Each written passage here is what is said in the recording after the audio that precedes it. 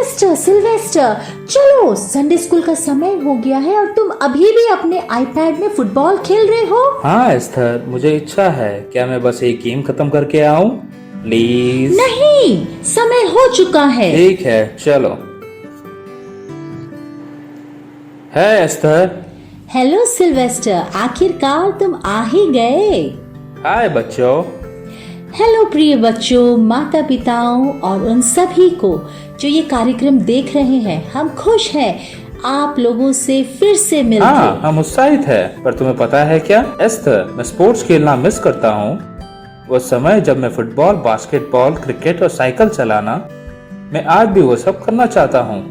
तो इसलिए तुम अपने आईपैड में खेल रहे थे? हाँ। ओह, पर पता है बाहर इस समय खेलना उतना ठीक भी नहीं है।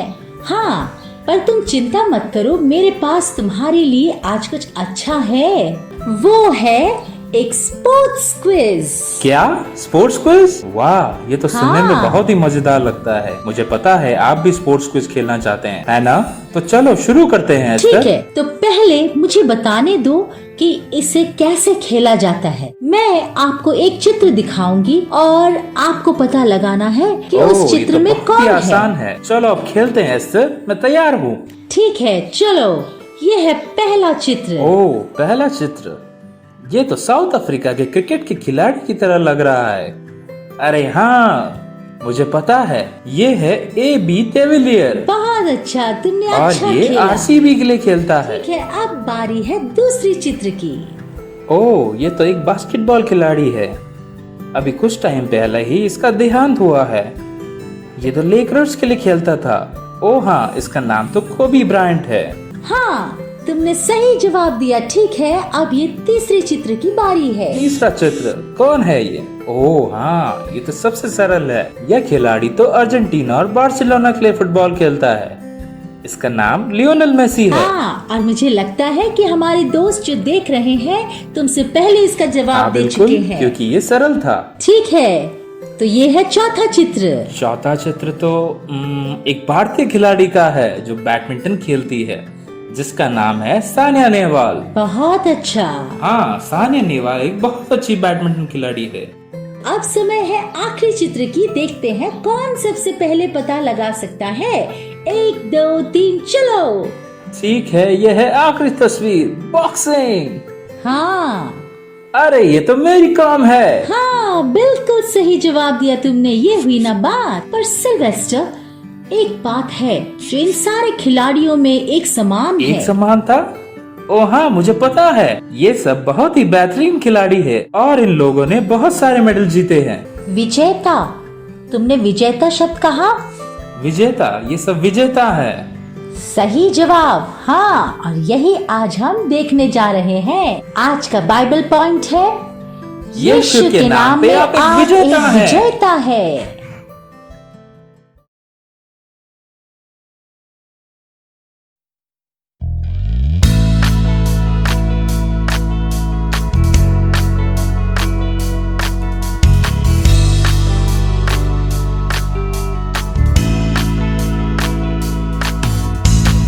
जैसा तू पवित्र, तूने बनाया मुझे भी अपने विचारों के द्वारा,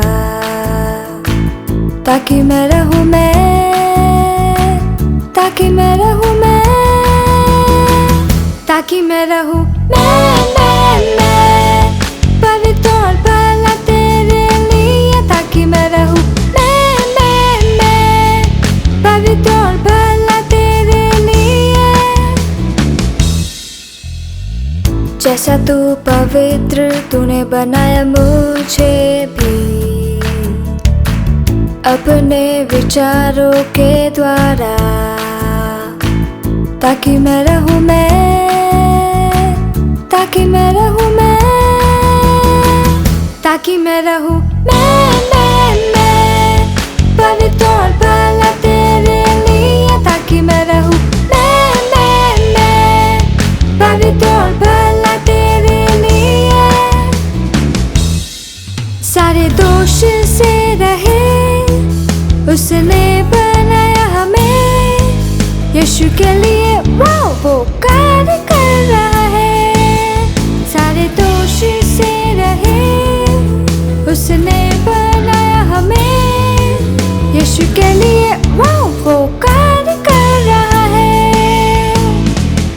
ताकि मैं रहूं मैं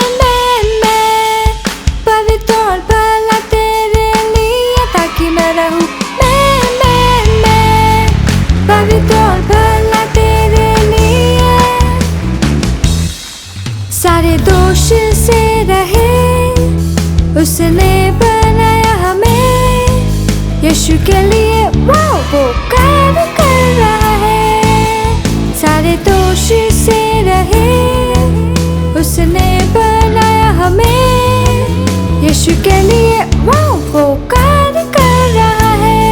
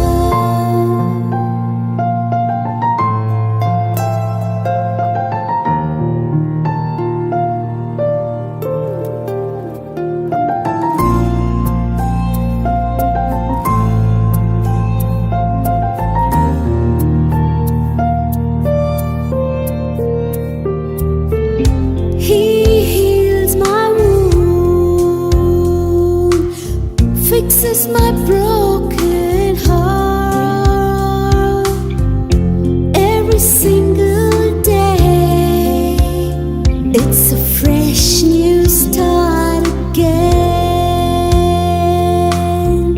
He heals my wound, fixes my broken heart every single day. It's a fresh new start again. Sadness to joy. He renews my life. Washed by His blood, I'm born again. As Jesus spread His arms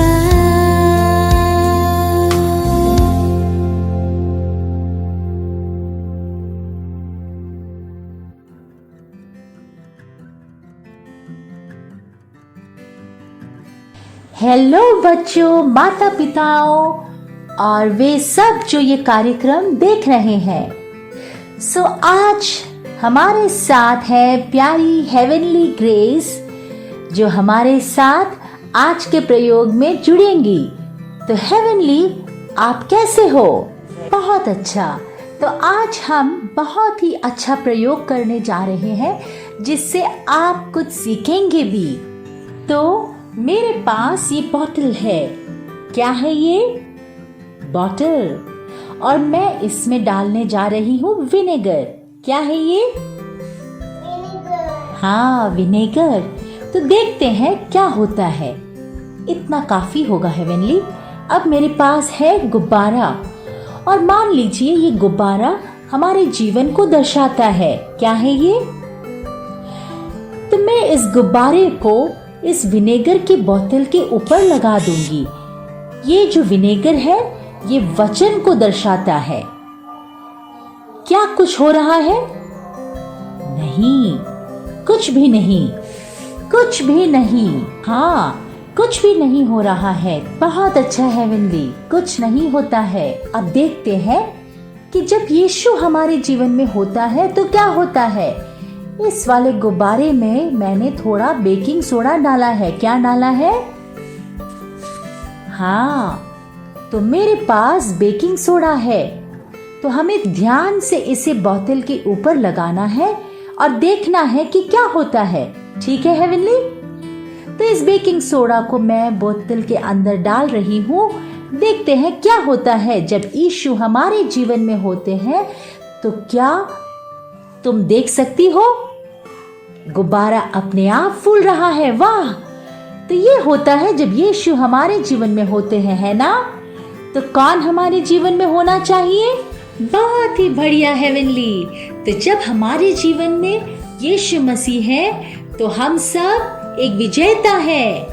तो आज हम ये सीखने जा रहे हैं, यीशु के नाम में हम विजेता है। क्या आप जोर से बोल सकती हो हेवनली? यीशु के नाम में हम विजेता है। हेलो बच्चों, मैं हूँ आपका प्रिय दोस्त दिनो। कुत्तों को इंसानों का प्रिय दोस्त माना जाता है। हमें गेंद पकड़ना पसंद है, पानी में तैरना पसंद है, लेटना पसंद है और चीजों को सूंघना पसंद है। इसीलिए हमें आपके साथ हर समय घूमना पसंद है। हमारी सबसे अच्छी बात यह है कि हम कुछ भी सूंघ सकते हैं क्योंकि हमारे पास सूंघने की अद्भुत शक्ति होती है। हम लोग इस प्रकार बनाए गए हैं। हमारे सूंघने की शक्ति इंसानों से 40 गुना ज्यादा होती है। इसीलिए कोई भी चोर हमसे बच के आसानी से नहीं निकल सकता।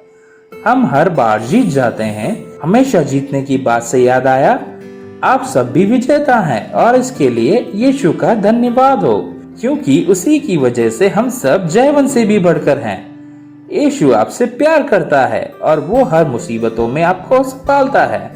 इसके प्यार से आपको कोई भी अलग नहीं कर सकता। अगली बार जब भी आप कोई मुसीबत, कठिनाई, बीमारी या किसी भी दुख का सामना कर रहे हो तो याद रखें कि आपके साथ यीशु है और वो आपको विजयी बनाता है। बस विश्वास रखें कि उसको आपका ध्यान है और वो आपसे प्रेम करता है। बाइबल में रोमियो के 8:37 में ये लिखा है, परंतु इन सब बातों में हम उसके द्वारा जिसने हमसे प्रेम किया है जयवन से भी बढ़कर है। यीशु आपसे प्रेम करता है और कोई भी वस्तु आपको उसके प्रेम से अलग नहीं कर सकता। आप जयवन से भी बढ़कर हैं। आप हमेशा विजयी हैं। याद रखें, यीशु के नाम में आप विजेता हैं।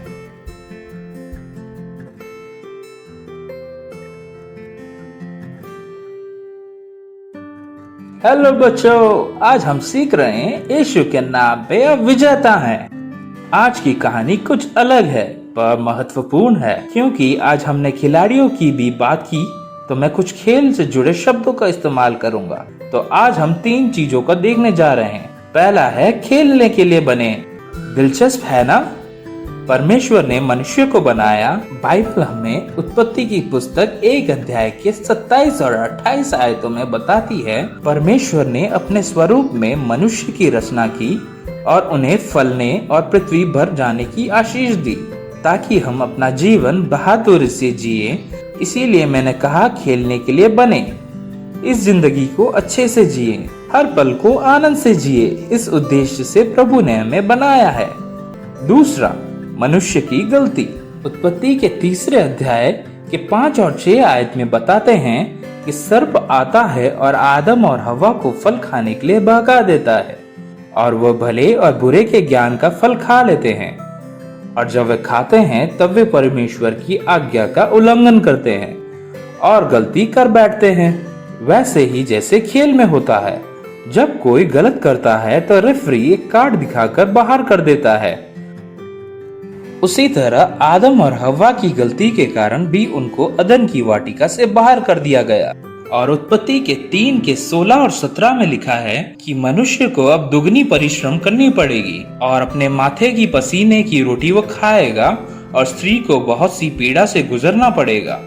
तो वह एक परिणाम है जो आज्ञा न मानने से हुई, और जो गलती हमने की उसका परिणाम तो यह है कि पाप दुनिया में आ गया। बाइबल में 2 महत्वपूर्ण अध्याय है, जो है रोमियो 3 का 23, इसीलिए कि सब ने पाप किया है और परमेश्वर की महिमा से रहित है। हम सब ने पाप किया है, रोमियो 3 का 23। रोमियो 3 के 26 में लिखा है, क्योंकि पाप की मजदूरी तो मृत्यु है। तो 2 बात है, सब ने पाप किया है और परमेश्वर की महिमा से रहित है। रोमियो 3 का 23 और रोमियो 6 का 23। पाप की मजदूरी मृत्यु है। आपको और मुझको मरना ही है अगर हम पाप करते हैं, क्योंकि यही उसका परिणाम है। पाप वो सब गलत बात है जो हम करते हैं जब हमें परमेश्वर की ये आज्ञा को नहीं मानते। पाप वो सब गलत बात है जो हम करते हैं जब हम परमेश्वर की आज्ञा को नहीं मानते और जब हम कुछ गलत करते हैं। वह सब पापी है, पर डरे नहीं, एक आशा भी है।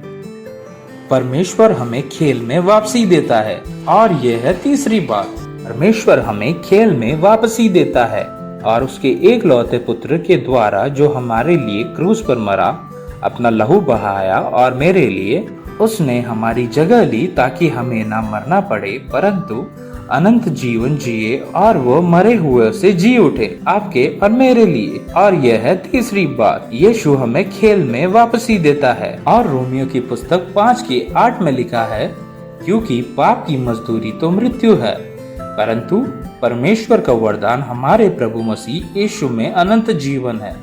तो यीशु अपना प्रेम हमारे लिए प्रकट करता है और उसके अनुग्रह के द्वारा और महान प्रेम के द्वारा हम लोग बच गए और अनंत जीवन जीने का मौका मिला। उसके अनुग्रह के द्वारा और महान प्रेम के द्वारा हम लोग बच गए और अनंत जीवन जीने का मौका मिला। तो दोस्तों, धन्यवाद आपका इन सारी बातों को सुनने के लिए। आज 3 महत्वपूर्ण बातें हमने सुनी, खेलने के लिए बने, मनुष्य की गलती और खेल में वापसी। और इसी के विषय में आज का मेमोरी वर्ड्स भी है रोमियो के 8 के 37 से। परंतु इन सब बातों में हम उसके द्वारा जिसने हमसे प्रेम किया है जयवंत से भी बढ़कर है। यीशु तुमसे प्यार करता है और उसी के द्वारा हम हमारे जीवन में जयवंत होते हैं। हमने अनाज्ञाकारिता पे भी यीशु मसीह के द्वारा विजय पाई। वो हमें खेल में वापसी देता है, वो हमसे प्यार करता है और यही है अच्छी बात। अगर आप आज यीशु मसीह पर विश्वास रखते हैं, आपके पास अनंत जीवन है। आप पापों पर विजय पा चुके हैं। यीशु आपसे प्रेम करता है। और मेरे साथ दुआ करें। अगर आप यीशु को अपने दिल में स्वीकारते हैं, मैं सबको चुनौती देता हूँ कि यीशु को अपने दिल में अपनाएं अपने उद्धारक के रूप में, और सिर्फ वह सब बुरी बातों से छुटकारा दे सकता है। आए दुआ करें। यीशु, हम जानते हैं कि सिर्फ आपके द्वारा हम पाप और मृत्यु पर विजय पा सकते हैं। सिर्फ आपके द्वारा हमें अनंत जीवन है। हम विश्वास करते हैं कि सिर्फ आप में ही हमारा उद्धार है और सिर्फ आप हमें बचा सकते हैं। तो यीशु मेरे दिल में आए और इन बच्चों के दिल में आए, और मैं प्रार्थना करता हूँ कि आप इनके जीवनों को बदल देंगे। और सब बातों को नया बना देंगे। आपका धन्यवाद कि आपने पाप और मृत्यु को हराया। धन्यवाद आपने हमारे लिए क्रूस पर जान दी। हम आपसे प्रेम करते हैं और हम विश्वास करते हैं कि आपके बिना हम कुछ भी नहीं हैं। आपकी महाकरुणा के लिए धन्यवाद। यीशु मसीह के सामर्थी नाम में मांगता हूँ, आमीन। तो दोस्तों, ये है दुआ का समय। दुआ बहुत जरूरी है। दुआ बहुत जरूरी है। जैसे हमने वचन में सुना कि हम खेलने के लिए बने हैं, कि हमने गलती की है, अनाज्ञाकारिता दिखा के, और यीशु हमें खेल में वापस ले आता है। तो आज का पहला प्रार्थना का विषय है कि हम यीशु को अपने दिलों में स्वीकारें और वो करें जो यीशु हमसे चाहता है, और हमारा विश्वास सिर्फ यीशु पर हो। दूसरा, हम दुआ करेंगे कि जैसे हमारा देश वापस खुलने जा रहा है तो इन्फेक्शन वापस से ना बढ़े, ताकि और लोग इस बीमारी से ना मरे। और तीसरा, हम दुआ करेंगे हमारी सरकार के लिए कि प्रभु उनको आशीष और ज्ञान से भरे, ताकि वे सही निर्णय ले, ताकि हमारी आर्थिक स्थिति ठीक हो जाए। तो हम इन 3 विषयों के लिए दुआ करेंगे। पहले हमारे लिए कि हम यीशु पर विश्वास रखें। दूसरा, बीमारी के लिए कि वो ज्यादा लोगों में ना फैले। और तीसरी, हमारी सरकार के लिए। यीशु मसीह, हम आपको धन्यवाद देते हैं कि आप कितने महान और प्रेमी हैं। आप कितने अद्भुत हैं। यीशु, हम आपको अपना उद्धारक बनाना चाहते हैं। आपके बिन हम जीवित नहीं रह पाएंगे और हमारे जीवन का कोई महत्व नहीं रह जाएगा। तो हम दुआ करते हैं कि आप हमारे जीवन में आएंगे और सभी बच्चों के जीवन में आएंगे, और इन सबके जीवनों में भी जो इस कार्यक्रम को देखते हैं। आप हमारे दिल में आए और हम आप पर विश्वास रखते हैं, ताकि हम सिर्फ आप पर भरोसा रखें। आपका धन्यवाद कि आपने क्रूस पर अपनी जान दी और फिर से जी उठे। धन्यवाद यीशु, हमें बचाने के लिए पाप और मृत्यु से। हम दुआ करते हैं कि जैसे हमारा देश वापस खुलने जा रहा है प्रभु, और जैसे लोग अपने घरों से बाहर आते हैं, तो दुआ करते हैं कि कोरोना वायरस और नहीं फैलेगा और जीवन को और हानि नहीं होगी। दुआ करते हैं सुरक्षा की, इस बीमारी के जल्द खत्म होने की। तो इसका उत्तर देना ना भूले। आपसे अगले सप्ताह मुलाकात होगी। प्रभु आप सभी को आशीष दे। बाय। यीशु के नाम में आप विजयी हैं।